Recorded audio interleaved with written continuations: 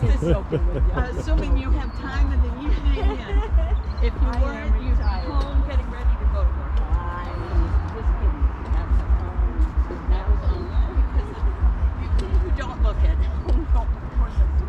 But I just started to work for my own boss. Oh wow! He got an organization.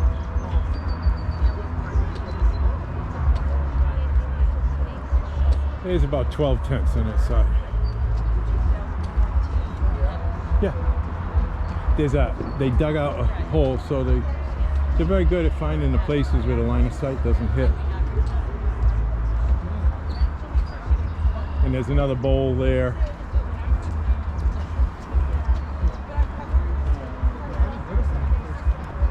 There's about 100 people living around here at any given time. At least that's what I found in the last 3 years. I spent a lot of time in here. I don't even know some of them now. It's terrible. There's one guy that comes through on a bike, got one tooth, that's kind of rotten. Knows him. He speaks well. But he got worried when I came down here with a couple of people with shirts on. Well, what are you guys doing? What are they doing?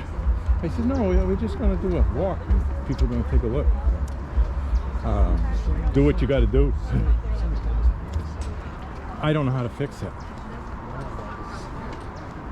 I really don't know how to fix it. You say, well, you know, you can't even donate to them to get them out of it. It's just, it gets to really nasty conversations if you start asking them too many questions. Some of them. And in other cases, it break your heart.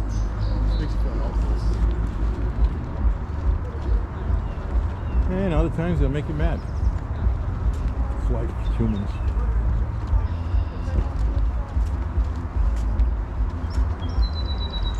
Now look at this stuff. This is Phragmites australis. Absolutely invasive. All this stuff? Yeah, it doesn't let anything else grow. You'll notice that you can't hear any birds over here. Right. A few of them. Yeah. It doesn't allow any wildlife to live among it either. There's no room. There's nothing. There's no wildlife, no nothing. So these Phragmites are absolutely... What is this? Yeah. Called Phragmites australis, or common reed. They're 18 feet tall. And that's last year's crop. So the next year, each year grows up in the middle. It gets thicker and thicker. Kind of looks like weed or something. Yeah. Well, you know why it's spread? It's invasive and spread all over the world. They use those tops for packing material in crates in Europe. So they sent it all around the world. And as soon as people open their boxes, they threw it out. And the seeds are still alive. In the stuff, yeah. This is it invading in another area. It's actually a plant. It poisons the other plants with its roots. So is it like over time it's just going to push? Yes, it's going to continue to expand. Phragmites expands at a rate of about 2 to 3 feet a year. And anytime there's a drought, it expands into the river.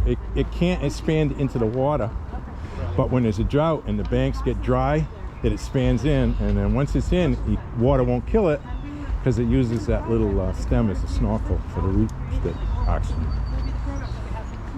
Thanks for letting me explain this absolutely boring crap. What happens year over year? Is like the whole plant die? Or? Well, both plants die each year, but the roots don't.